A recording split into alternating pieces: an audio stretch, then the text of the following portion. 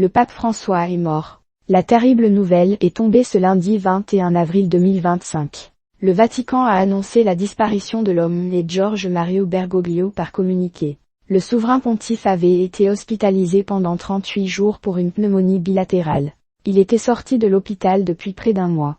Les premiers hommages des puissants de ce monde affluent sur les réseaux sociaux. Alors qu'Emmanuel Macron salue depuis Mayotte celui qui a toujours été, aux côtés des plus vulnérables et des plus fragiles, le Vatican s'affaire à préparer des obsèques selon une tradition séculaire. Si tous les papes ne reposent pas au même endroit, la plupart sont enterrés aux grottes vaticanes. Le tombeau qui abrite les souverains pontifes se situe exactement sous la basilique de Saint-Pierre. C'est d'ailleurs à cet emplacement précis que gît la dépouille du fondateur de l'église, Saint-Pierre, dont les restes ont été découverts lors de fouilles en 1939.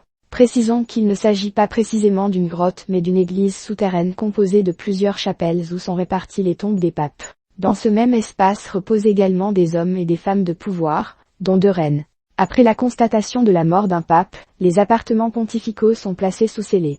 Un cardinal supervise la destruction de l'anneau du pécheur remis au souverain pontife au début de son pontificat, tandis que les membres du gouvernement de l'Église catholique quittent leurs fonctions. Comment une période de deuil longue de 9 jours ponctuée de célébrations eucharistiques quotidiennes. La Constitution apostolique prévoit l'inhumation du pape entre le 4e et le 6e jour après la mort, sauf raison spéciale. S'ouvre ensuite un conclave dans la chapelle Sixtine, réunion au terme de laquelle sera désigné le nouveau pontificat. Les chrétiens du monde entier doivent attendre la célèbre fumée blanche qui annonce l'élection du pape.